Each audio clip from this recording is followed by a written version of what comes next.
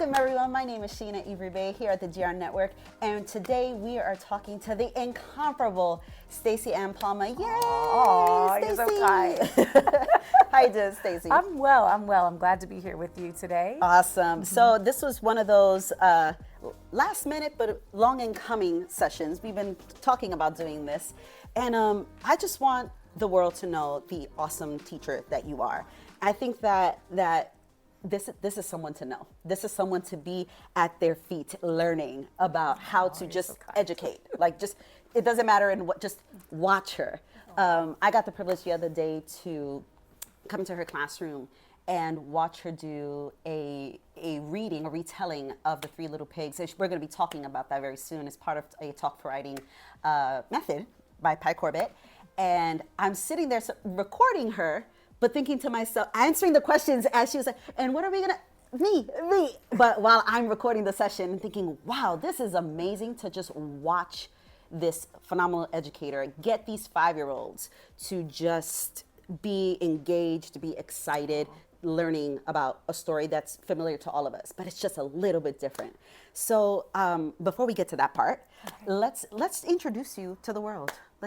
Stacey, right? Hello, everyone.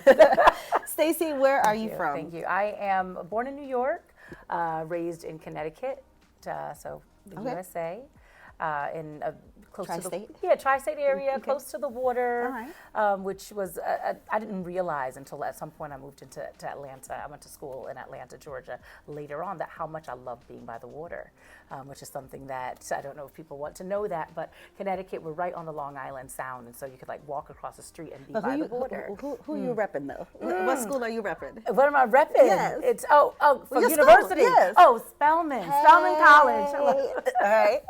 Yeah, repping Spelman. All right. So from New York, born in New York, raised in Connecticut. Now we are here in, I was going to say Beijing, China. No, we're not. No, not in Beijing. We are in Shenzhen, China. So how did you get here? Oh, it was a long journey to get here. I started teaching in China a very long time ago in 2006, almost right out of Spelman undergrad school, and I came here. I wanted to travel. You know, when I was in college, I worked for the study abroad department. I did some travel in Cuba. I went to some other countries. I was in Cuba at the time of Fidel Castro being alive, and got to hear him give some amazing speeches about just colonization and imperialism, and pride in country and people, and got to just experience him alive and well, and the country at that time. And so traveling was a really important thing for me to do. And but I needed money. I needed money to do it. So I first went to. I'll rewind. After school, I had applied to do the Watson Fellowship, which was a fellowship that would have paid me for a year, a gap year, not a gap year between graduating and working, and it would have paid me to study and research something that was of passion to me. And I was interested a bit in like reggae and the history of reggae and the spirituality within reggae music, especially within the dance hall, because I think the dance hall just has this wonderful dichotomy of like very secular music, but also very healing music, and all at the same time. And so like for a lot of people that are a part of, whether they're Rastafarian, whether they are a regular person, being in the dance hall is like a really special place for so many people. And so I had done some research, and actually there was a Jamaican historian who was at our school at Spelman that year who happened to had a focus on the same topic that I was interested in. She had done a PhD on the spiritual power in dance hall. And so it just so happened that I was considering this idea, and I can't remember her name at this point right now, but that's what her PhD was in. And so I worked with her to come up with a proposal to study abroad in Jamaica and spend time in the dance hall. And I actually was a runner-up. A good friend of mine ended up, she was doing sports resistance in Brazil. So she ended up getting the grant, and she went to Brazil to study. She's amazing. She's a professor right now. Nice. And so I did not get it, and that led me to go and just look for a job. And I ended up working as an assistant to at Memorial Sloan Kettering, a cancer hospital in Manhattan, because my family's from Harlem, that area, and so I was looking for work within that space until I figured out what I was going to do next. And so anyway, I was working there for a long time, and you know the story. I've tell it many times. I love the story, by the way. And I'll tell it in the quick form that like I was working in this place, and it was a very difficult job in that you would hear someone call in the beginning of being diagnosed with, it was ovarian cancer at that point. And they'd be full of life. Of course, they were nervous and concerned about their illness. But after a short amount of time, you would hear, and I was answering the phones, and I would kind of go into the office and meet people, but you would hear in a short amount of time, like literally life leaving people. And so for me, it was like traumatizing for them. I mean, they were experiencing, I don't have no idea what they were experiencing. But for me, on the other end of the phone, or looking at people within 6 months go from being somewhat healthy and knowing that there was really no answer or support really within the cancer hospital, that most of these people were on a trajectory towards death, I would like listen over and over to the voice of death on the other line. And that was becoming very difficult for me. And as the universe would have it, I am not really a late person, but I was coming into work a few minutes late due to the subway system. Anyone who's in New York City knows that you could be, 2 minutes or 3 minutes late, depending on if there is some sort of a issue on line 5 at the time. So I came in a few times late, and they decided, that I should be fired. And I was fired from the position, and I was distraught for a moment. And then I quickly started thinking, what am I going to do? Because I didn't want to stay at home. And I started thinking I was, a history major, and I had some friends who told me about China and Asia and how you could go there and how you could work and teach English and make money. And I thought, well, I do want to travel, and I do need to make money, and let me have a go at it. And I started to apply. And the first place I applied to, IB Waseda, was in Japan, Chiba, outside of Tokyo. Anyone who's lived in Tokyo knows Chiba is actually where Disney is in Tokyo. Nice. It's a part of the Tokyo prefecture. And I was on the phone with Maki Sensei, the most enthusiastic person in the world. She's like, hello, Maki Sensei, sousou gozaimashita. And that same energy that I spoke to her on the phone with, at the end of that conversation, she invited me to come on over and work in Japan. So I was in Japan for some time. I left maybe 2 weeks after being hired. It was quick. I was like, time to go. So packed up, ended up being in Japan during the Sakura Festival, which was the most beautiful time of the year. The cherry blossom, it's called Sakura. I think we say Sakura in English, Sakura. And the entire country is just blooming with these pink, beautiful cherry blossoms. And there's these cookouts happening, and it's just a festive time of absolute beauty. And that was kind of, for me, my sign of like, this is going to be all right. This is going to be great. This is going to be beautiful. And so I was in Japan for some time, and then I was asked if I could go and work at their private international school in then Suzhou, China, which I came to later find out was also in China, kind of a place that is deemed as one of their most beautiful places. It's like Tianyi Sha You Su Hang. It's something like that. It's like underneath the heavens is Suzhou and Hangzhou, which are their two most romanticized places. Suzhou is known for being like the Venice of China, with lots of canals. I think they've changed them into subway now with all of the development, but very quintessentially old, preserved, traditional small area, and I was living in a small little Taiwanese, Japanese bubble within Suzhou, China, and that's how I really came in to myself as somewhat of an educator, because I was in a community, and in that community, I was known as the teacher, right? And I remember, people, I would go to the grocery store, and I was, because Japanese, they do bowing, so I go to the grocery store, and I remember being like 22, and like people would just like start bowing at me because of teacher. I'm like, oh, I guess I'm a teacher. So when you see yourself reflected in other people as whatever you are, then I think I started to see, when you're 22, you're like, I'm just traveling and having a good time. And then seeing the way people responded to me, I started to understand more, hey, this is a really important position in the society. And I started to really embrace it. And that was the beginning of my time overseas as an international educator. That was... I'm sitting here, she's talking, and I'm just sitting there like this, like I can just hear her speak all day. It's just, one of the things that I love your story. I know more about her story as we continue developing our working relationship, our friendship, and every day I learn a little something about you, and it makes everything that I know about you click a little bit more, and I'm like, I get it. I completely get it. And I enjoy knowing someone like this. And this is why I want the GR Network to get to meet someone like this. I love promoting phenomenal educators, but phenomenal people. And I think that there is something about you, even the way you just explained all of that and the importance of being an educator. I think that where we come from, we're both from the US, they've lost that. They've lost this idea of the importance of being that person who gets the privilege to educate young minds, even older minds. If you do work with older students, we work with younger students. That opportunity to bestow a knowledge, to be a more knowledgeable other on a topic, and allowing that person to have the safe space to grow.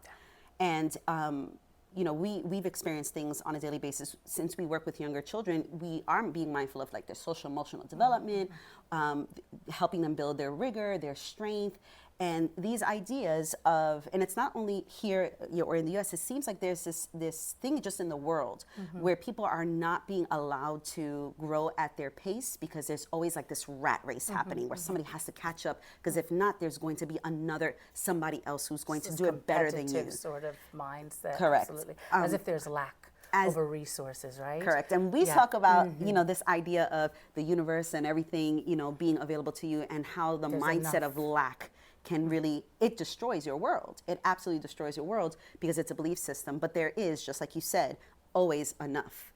Not everybody wants the same things. And actually one thing that I want to talk about here, and I want to hear it from your perspective. And if they do, isn't it beautiful if they can collaborate, right? I mean, the power of that, like, it's so wonderful to meet people.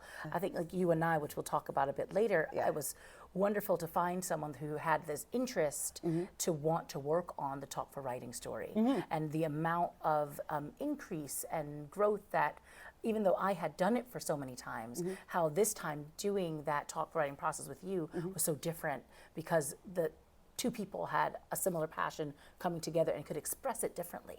And how that just brought me into another way of experiencing the whole process that could have been mundane and done again and again. It was new. So anyway, the point is that I was going to say, there let's is talk enough about room, that. right? Yes, there is enough room. Yeah. So let's actually go there. Let's talk about Talk for Writing. So educators, listen up. If you don't know what Talk for Writing is, wonderful Stacey here is going to explain it, because it was the first time you spoke about it last year, and I watched you do it, and it worked phenomenally. And then when I attempted to do it, I'm like, oh, this thing utterly failed. Like it just went south. And then I was talking to actually another mutual friend of ours yesterday, and they said it's one thing to like know how to do it. It's another thing to work through the processes and actually really dig deep and try to make it work and get the understanding of who well, in this case, who is your audience? Well, these children are. Well, who are you working with, and what are their strengths? What are their opportunities, and how can you make it be better? And for me, I was just like, I don't even know how to make it be better, because I can't completely grasp it. So this year, after I watched her last year, this year when it was brought up, hey, would you like to collaborate? I said, absolutely. Yes. I want to know how to do this. So first, for those who don't know what it is, can you explain a bit what it is? Yeah, I would start off with saying, I mean, it's just good practice for literacy. So I used to say it is Pie Corbett. He's come up with this idea, and it's called Talk for Writing. It's a Talk for Writing method of doing what it says, getting young people to talk about the stories that they have been read or they've been introduced to in a way that then becomes theirs, so that then they have the structure to then write about those things. And that's what it is in a nutshell, right? And it's just, it's coming from out of England, but it's can be done anywhere. In any language, with the idea that like children need to feel excited about what they're doing. They need to feel big emotions about what they're doing in order to be hooked into wanting to do the technical skills that then are slowly introduced to them through this exciting process. So I could go for it. Okay, yeah. So I Talk for Writing basically starts out with an introduction to a story that the children are usually not aware of. They don't know that a story is happening. The teacher pre-plans bits and pieces of hooks that grab the kids into, there's some experience happening to me. And I'll give you an example and we can talk about it together because we planned, we're doing the Three Little Pigs here. So great. Yeah, it's so great. And you know, and when you say the Three Little Pigs, because I think we had some people come to talk to us yesterday about it, and it almost is like the Three Little Pigs. Yeah, that's exactly how they started. They're like, oh, okay. Quite simplified because it's a story that we're all familiar with. And you're like, oh, okay, we just read the Three Little Pigs, and of course we all know the Three Little Pigs. But when you do the Talk for Writing process, you know the Three Little Pigs in a very different way as a 5-year-old, a 6-year-old, and I think even throughout the age groups. So we started out with having the kids have this blank palette of 3 homes, and we gave them different materials, and we just said, we need to cover these homes with these different materials. And for us as adults who are familiar with the story, maybe we could have deducted that, hey, this has sticks, and I'm covering the house with these sticks, and this has straw, and I'm covering this house with straw, and this has pieces of paper cut to look like bricks. And you know, a teacher could have used actual bricks, right? They could have done anything, and I'm covering the house, but the kids never really came to that conclusion. I had one. A few did. I had one. She's like, are we doing the Three Little Pigs? I was like, no, we're just making houses. And I'm like trying to like not laugh because this child's figured it out. And I'm just like, yeah, but you don't know what we're about to do. You don't know the Three Little Pigs. And so we actually, probably not the best practice all the time, we kind of ignore the questioning that they have at this point because we want, the hook is more important than the questioning process at this point, right? And so they finish building these houses and they're just there, and we say, these houses we're putting this outside of our classroom because we play just in our classroom, and we want to start expanding our play to outside. So we want to make like a small world play space for us to engage with. And the kids are like, hey, that sounds great. I get to play in more places around the school. Good. Great. Okay. And then after the week, and ours was about like 2 weeks that they had already made them, and then there was like a 2-week gap. It was just there. We didn't talk anything about it. It just was. And then all of a sudden things started happening. Real things started happening. And the first thing that they came into on, like, say, the Monday of the opening of this experience was they came into their homes that they had worked so hard on. I mean, you imagine like trying to tape sticks on that kept falling off, going back, putting the sticks back on, and you've got 4 sides of this 3D shape to cover, and the same with the straw. And they were broken and ruined, and there was caution tape around the scene of these homes that they had put together.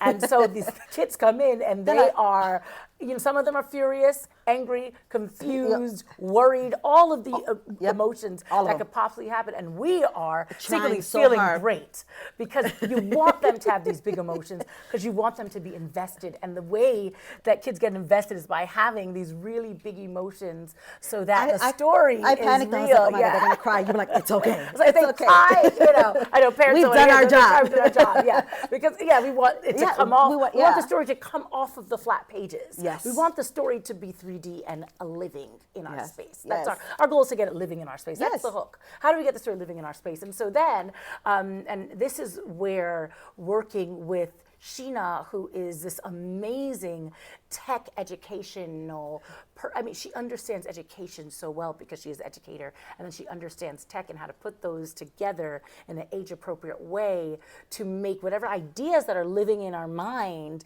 come and pop out and be real, right? And so every time I work with Sheena, I'm like, oh, yeah, I was thinking just that, but I couldn't do it, you know, and to see it being able to be done. You said something to me the other day, and I was just like, slow down. Wait a second. There's only about wait, let me think about this for a moment. But yes, it was really fun to hear your ideas and try to figure out, well, what do we make that look like? And it's not just about looking a certain way. It was going back, and I was definitely feeding off of what had happened with the kids and the way even you were reacting. You're like, oh my goodness. And I was trying not to laugh because she was so in it, and I was trying to be in it too, but you would see my face get weird, like, because I'm trying to be serious. I had to look away a few times. I'm like, oh God.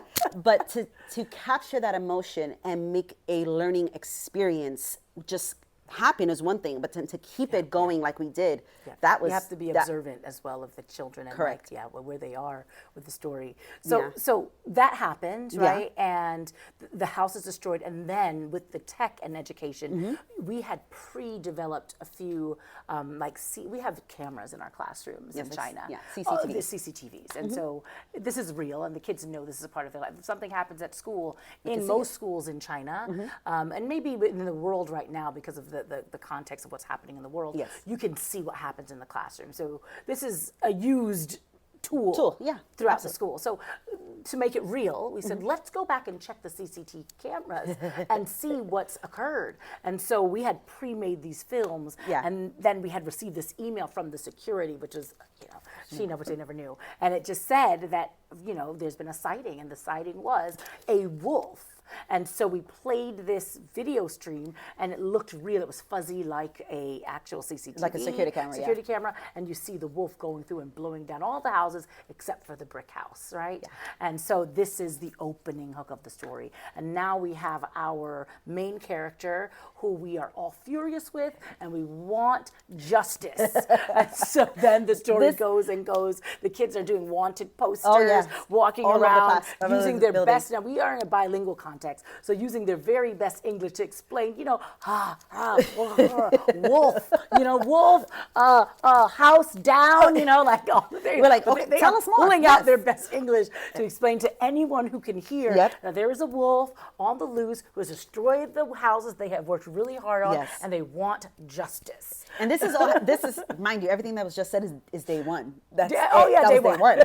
So here comes day two. It was either 2 or 3. We actually have one of our colleagues who dressed up as wolf. He has a costume. It was a really great costume. Running around. And the rooftop. It was on the rooftop. Rooftop That was the first another sighting. video, and being silly. And then the email comes in again. They get an email almost every morning this first week, and the email's like, the wolf is on the roof. Here's the video. We've just caught them. So the kids are running. We have elevators. They're running to the elevators, trying to get upstairs. So Stacey and I class, they're in 2 different parts of the building. So all you hear is kids running down the hallway to meet at the elevators. We get upstairs. There's no wolf. There's these notes on the floor, one for each class. We're reading it. That whole thing was a session as well, like actually having the kids try to read out this note. Absolutely, using their phonics skills that they have been learning in the past. Correct. And they want to read because they want to know more about the wolf. So they're like, I need to really, this is ack. They're really sounding out those words because they're now reading for purpose, right? Exactly. Reading for meaning and purpose. It's vital to read it. I really think we messed up these kids though, because then they're like, oh man, we didn't catch him. It comes back to the classroom, and then there's another video basically of this wolf making fun of them that they didn't get to catch Just him. missed him and saying like, nah, boo, Exactly. you missed me, right? And so this wolf is really that kind of upset them a little bit more. harassing the And children. we're here like, oh God. And the moment that they saw him though, I think your class, this one clip, I'm gonna definitely play this in this video that we're doing right now. There's this one clip that the wolf comes and shows himself. And he shows himself to my class. My kids were eating. They were like, oh, okay. The wolf. Anyway, so it's fine. So this wolf goes down to her classroom, down this hallway. Now, her hallway is quite long till you get to her classroom. All of a sudden, he's there. And all I can hear, because I'm on the other side of the camera, all I can hear is, oh, kids. And all you hear is kids turn around. So I was like, oh, shoot. they are bolting after the wolf. And these are the things that we can't plan for because I didn't expect the kids to actually chase the wolf. No. So we weren't ready for this kind of wolf attack. They attacked him. They go and They almost knocked the head they're off the wolf. pulling on the wolf's tail. Yep. They're trying to Choke it. de-head the wolf. It was great. And I have to run. I haven't run like that in a long time.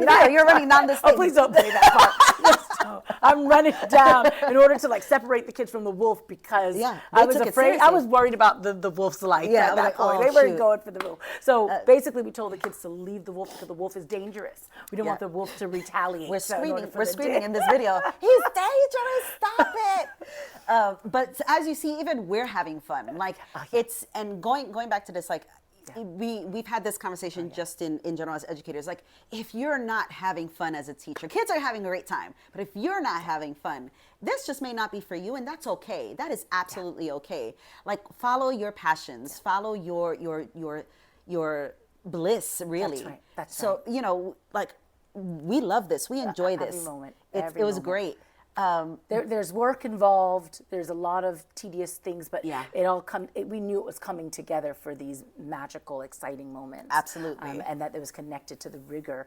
And we'll talk about that a little bit. I wanted to. We can go there now. Actually, I was going to say that like there's a point where we actually write a shared writing. Yes. So the wolf eventually we ask the security guards. We come together and we say, hey, we need to come together because we're not catching this wolf. And what do we need to do? And we have this whole kind of like protesters, like we need to unite as classes, we need to get some extra people to help us catch the wolf, and we go down and the kids use their language to ask the security guards to join in. So it's like a community event, a fair to catch this wolf that's on the loose in our school building. And so eventually, this is breaking news that we have happen, which is again, technology comes in so handy where we have this whole movies feed of the wolf getting caught by the security guards who are so excited to be involved. That one picture that's everything. It is the best picture. It's a snapshot of the moment that the wolf is caught, and it's the wolf, but it's also our security guards who don't necessarily get invited to be engaged in the learning at school. So it's one of those things where we had like so many people in our school community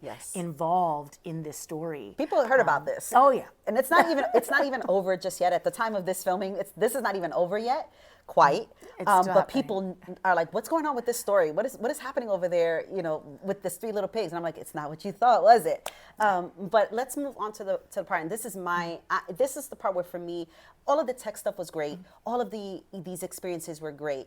But it is a literacy program. It's meant to support literacy. Right. So for me, when Stacey mentoring me in this process shows me, the story map. So we worked through the story map, where the kids are using hand signals to go through the story, that it's pictures of the story. So they're actually reading, but they're not reading words yet. Because you have to remember, we're kindergarten.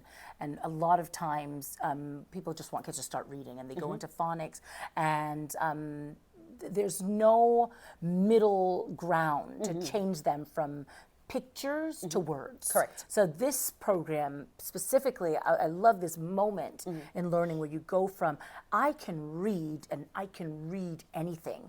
I can read pictographs, I can read pictures. And I think particularly in this culture, it's quite exciting because their writing structure are pictographs. Correct. Right? Yes. Or like a hieroglyph, if anyone could, who's not from the Chinese space of writing understanding, hieroglyphs are pictorial. So a lot of writing in general that is not necessarily phonetic. English is a phonetic language, is based on sounds. Correct. And so the words don't have visual meaning. They only have a sound understanding. Correct. But so what happens in talk writing with the story maps is that you're drawing pictures of each word. So for like once upon a time, there's a picture of a book, and that symbolizes once upon a time. There's an action that goes along with it. There were 3 little pigs, right? And there's a picture of 3 pigs. So what's happening is that the children are reading words. They're reading the pictures that represent the words. And they're reading in the same directionality as reading a text. Correct. From left to right, go down to the next line. And so they're reading word for word, one-to-one correspondence for people who are teachers, but picture-oriented. So they feel really successful because they're like, I am looking at something that's on print, paper, and I can understand it without doing the work of the phonetic bits that sometimes keeps kids away from reading. It's difficult. It's challenging, and even I was watching students in my own class because I kind of want to get to the part, because it just happened recently where they got to the part where they were writing it out. So can you go there and explain that process? So first they're telling the story, and they're looking at the picture, and they're reading, because that's important, that they can read each picture piece, and that they learn the vocabulary words through games and things of that nature. We had competitions with the words. They're learning the connectives, which is a big part, which is like, so, unfortunately, who, what is it now, but, right? So they're learning all of these connectives, which is a part of the story. They're able to tell the story, and they know the story by heart. It's in their heart.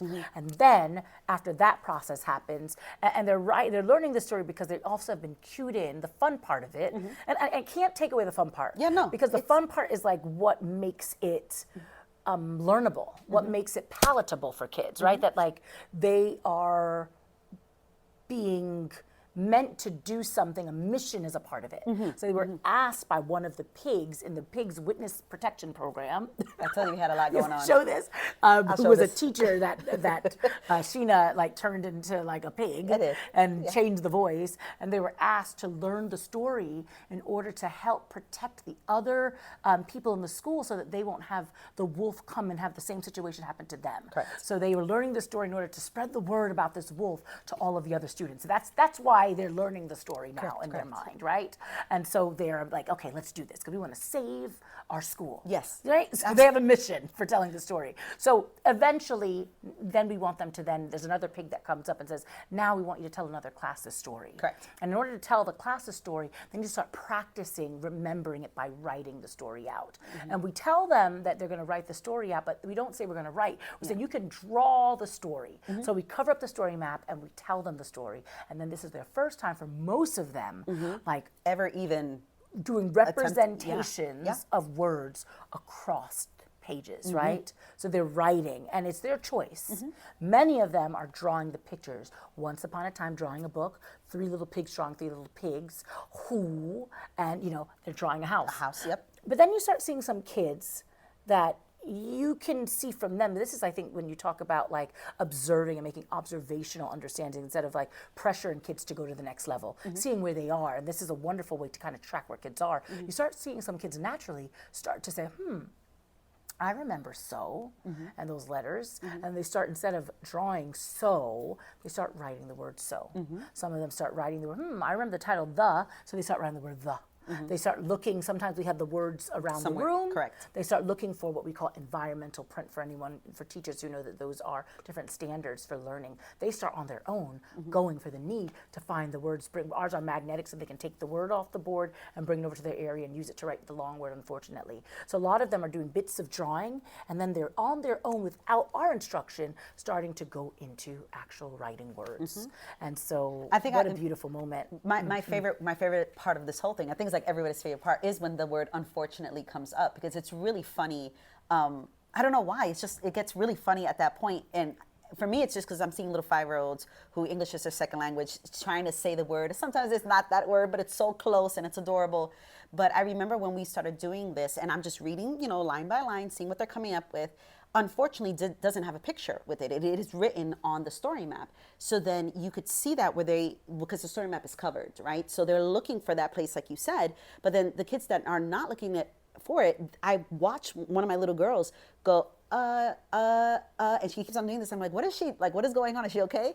And then she, and I was like, oh, I know what she's doing, because we are obviously practicing, phonic sounds as well. And she's looking for it, and she looks on the board and she's like, oh, it's that one, as the U being the first, letter. And she starts writing whatever she can hear, even if it's in little bits and pieces and gaps. Like, you see it, and I was just so shocked that it was her very first time. And she knew that it's supposed to be something that looks like an F in there. So where's the F go? I just know it's there, but I don't. It was more like she was looking at the letters as the pictures that they are, their representation, and then realizing it was that click of that image, that grapheme is a phoneme. Like, you can put them together, and this is what it is. Yes. And it was so wonderful to watch. I got so excited. I was super excited. And it was like, I get it. This is first of all, for me as an educator, I'm like, why are we just not doing this all the time? Like, why are we doing it in these, drill kind of ways, or compartmentalized, isolated, not joyful. No. And this was so much fun. And it's meaningful. It's magical. It is magical. And it's memorable. It is memorable. We'll always remember it. With our kids from last year, they can't stop talking about, we did the gingerbread man That was a last great year. one. They can't stop talking about the turnip. Yes. I mean, the turnip that we did this together last year. The turnip was all around the building. And we had a first grade teacher, which was then a transition into first grade. Yes. Where the first grade teacher dressed up and was the villain of the turnip man who had stolen. We changed the story a little bit to make it fun. Had stolen the turnip. Yeah. And so then when they eventually found out that it was this teacher, they eventually made turnip soup in the kitchen. So we're getting different pieces. And they brought this turnip soup over in a basket to give to their first grade teacher, who would be their first grade teacher in the next year. Yeah. And so it was also this wonderful transition to first grade, where beyond our kindergarten community, the primary school community was also somewhat involved, and one of the teachers was there, so it made it quite nice and familiar. And now they were, happy to have that teacher in the future. So just so many different great elements happening, so many layers and layers. And we talked a little bit about, with them doing this, you were also starting to see a lot of play, because we talk about this idea of how play is important, and how people say just play. We say the same thing with like just the 3 little pigs. Yes. We talk about like play, and we talked about you in particular, who we said when we talk about play, I bet that when you were growing up, you played a lot with technology. Like you enjoyed it. Yes. You weren't bothered. You could do it all day long. Yes. It was fun. Me, on the other hand, I wasn't there. Like technology for me, I wasn't about that. It wasn't play for me, right? And so anyone who's excellent at something, usually it's something that they like. I like to sing, so like I didn't mind singing all the time, right? That was my play, and that felt good to me. So if you play with something, then naturally you become more excellent at it, right? And if you play with something, play gives you a good feeling. So you don't feel pressure to do it, and you can do it for an extended amount of time. And the more we do things, we know that the better we get at things. Correct. Right? So play is that bit that gives the good emotions and allows you to lose yourself in time in order to get the practice that's needed to become excellent at things. And so we were seeing children now where I mentioned my kids who are like the super seniors of the school, who in the mornings, they don't play. Like all the other kids are playing in the morning because we have play provision in the morning. But our kids are like trying to catch up with their last few minutes of sleep. They're lounging around with their backpacks. And You're like, guys, you're okay? we're like, what's wrong? What is wrong with our children?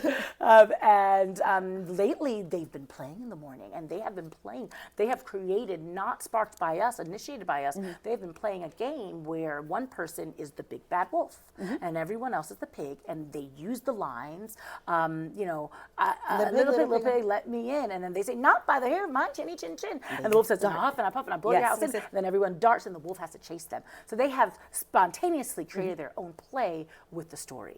I think we've got so many other examples of them finding books in the library, and now they know the story. They're telling each other the story without us initiating that. They're doing it on their own. And so, this is something actually I do want you to talk about. It's the replacing of characters in stories that either they create, or if they do know a different story, they're taking those characters and putting it into the same structure and framework of the story. Then now they're being taught.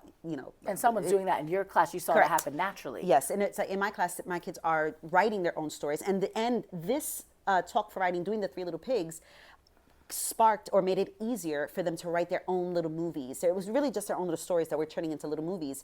And you could see that their drawings and pieces of paper, it was like frame by frame, which was very similar to the picture by picture, being able to move from one idea. Once upon a time, there was three little pigs that lived with their mother, right? You would see one picture and they would start drawing this picture about their own story. And then the next picture would be and it's the next part. And next. And they would have connectives too. They would have connectives, exactly.